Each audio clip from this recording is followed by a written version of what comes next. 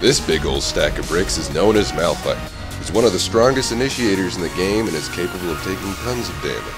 He's extremely versatile and can fill any role except being a ranged attack damage carry because, well, you know, can't exactly rip off his arms and throw them at people.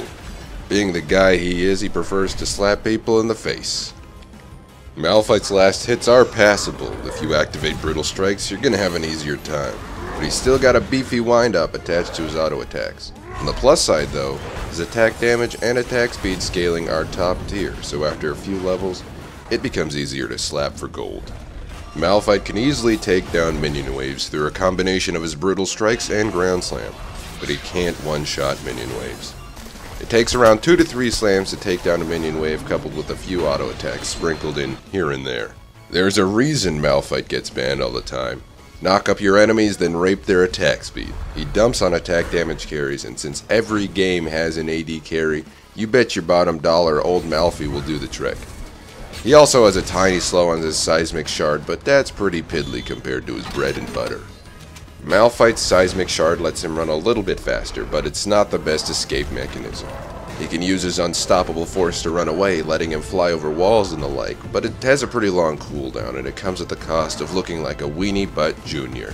Malphite is just one of those champions that is innately hard to kill.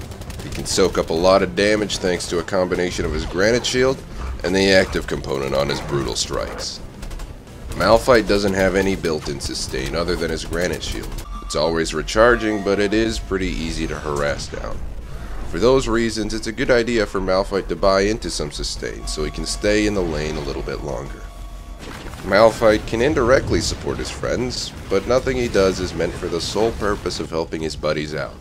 He's a cool guy and all, but I don't think he values friendships as much as someone like, say, Galio does.